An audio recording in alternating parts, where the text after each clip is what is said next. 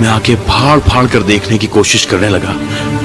अचानक फिर से बिजली कड़की और फिर जो मैंने देखा, मैं आज तक उसे भुला नहीं पाया हूं। उनकी आंखें, उफ, उसमें तो जैसे जान ही नहीं थी, लेकिन फिर भी वो मुझे ही घूर रही थी। चेहरा सफेद, मानो जैसे उनका खून ही सूख चुका हो। वो मेरी तरफ देखकर मुस्कुराई। उसके सारे दांत सड़ गए थे। हमारा लॉज है यहाँ पर, कभी वक्त मिले तो आइएगा जरूर, मैं आपकी राह देखूंगी। उसकी आवाज मानो किसी कब्र से आ रही हो, इतनी भयानक थी। मेरे हाथ पांव कांपने लगे। मुझे उस कंडक्टर की बताई हुई बात याद आ गई।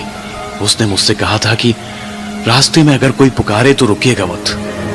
इतनी बारिश में भी मुझे पसीना आने लगा और फिर अपनी जान हथेली पर रखकर मैं वहां से भाग निकला।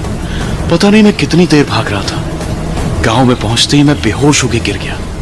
उसके बाद क्या हुआ मुझे नहीं पता, लेकिन 2 दिन बाद मुझे होश आया। तब मेरे दोस्त ने मुझे बताया कि पिछले 2 दिन से मुझे तेज बुखार था और मैं अपनी बेहोशी में अजीब अजीब बातें बड़बड़ा रहा था। मैंने अपने दोस्त को उस रात क्या हुआ वो सब बात बताई, जिसे सुनकर मेरा दोस्त भी घबरा गया।